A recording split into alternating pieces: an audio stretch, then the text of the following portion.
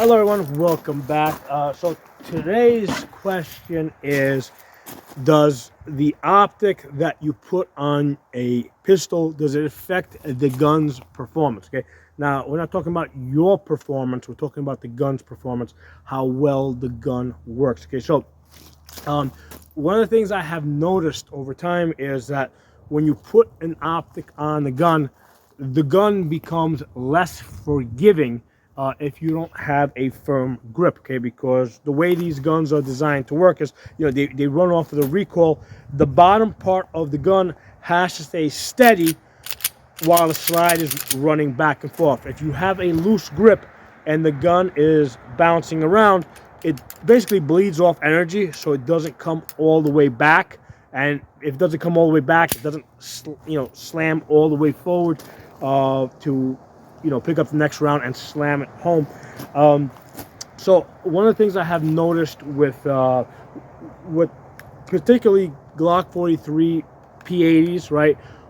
Once I put the optic on them, they generally became less forgiving. Okay, but one of the things I wasn't like 100% sure of, right? I mean, I theoretically I was sure, but practically speaking, I had not seen it until now.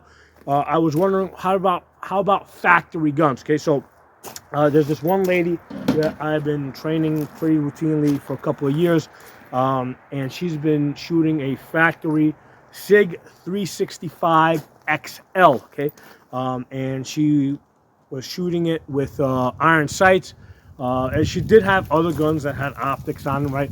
But this one particular SIG 365 XL, she was shooting it with iron sights, and she does have like arthritis in her hands. She's an older woman, probably somewhere around 60 years old.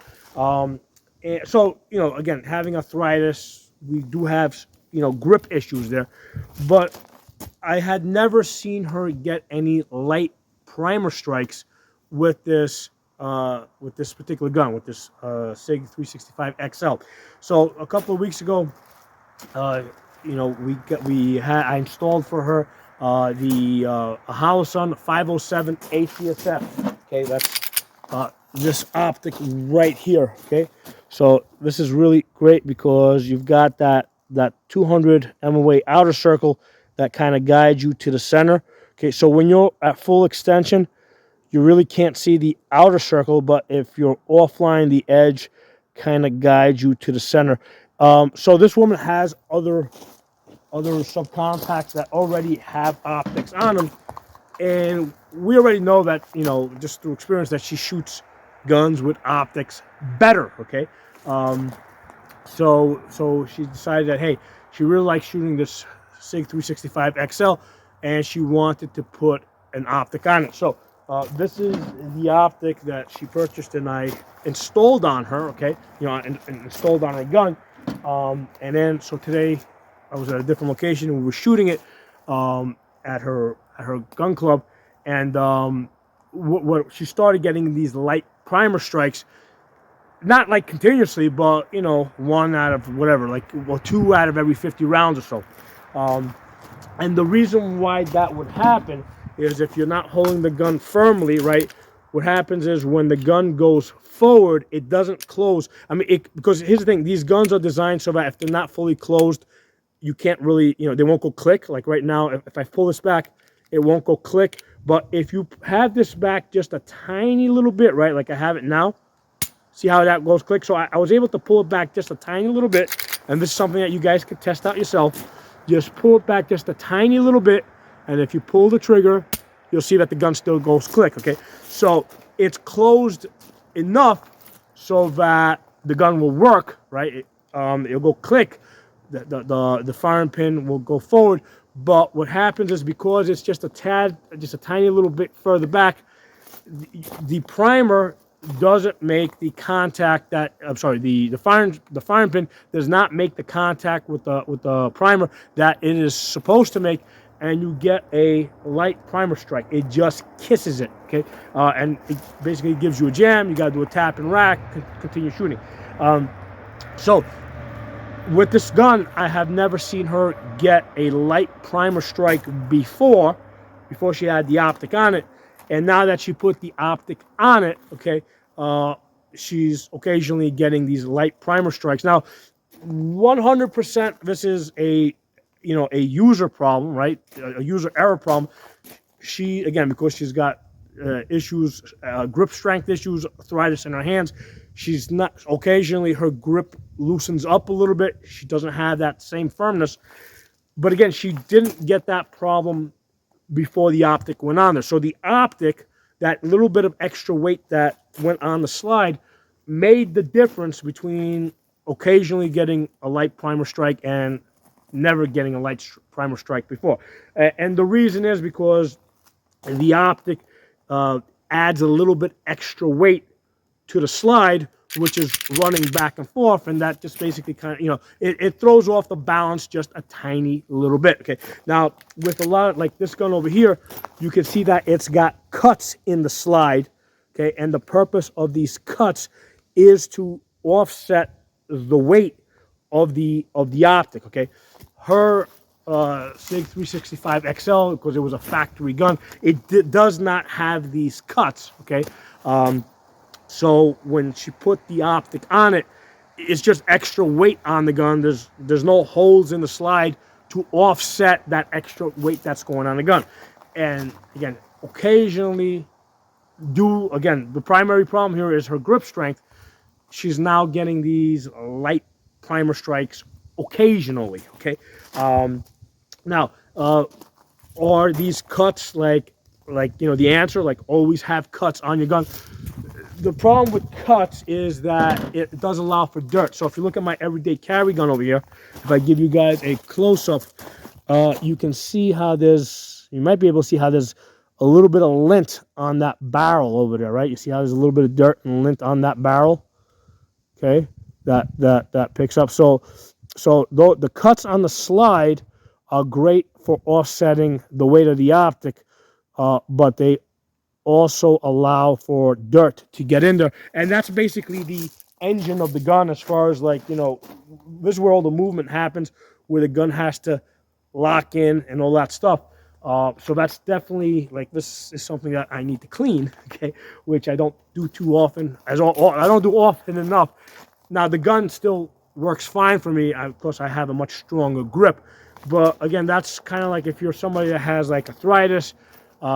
If you're shooting one-handed in awkward positions, it can make the difference between the gun, working and the gun not working, or getting a light primer strike. And it's good to practice, it's good to practice. You got to be able to tap and rack, quickly unjam the gun, not get a brain freeze if your gun stops working, okay? So I definitely don't recommend a pistol with cuts for battlefield conditions, right? So if you're going to be going to war where there's a good chance that the gun may end up in the mud, it's probably not a good idea to have cuts on the gun, okay? Because that's a way for dirt to get into the engine of the gun, basically. However, for everyday carry, where you don't expect to be rolling around in mud, I think cuts are fine, okay? So again, I'm just giving you guys the information. You guys can figure out what's going to be best for you.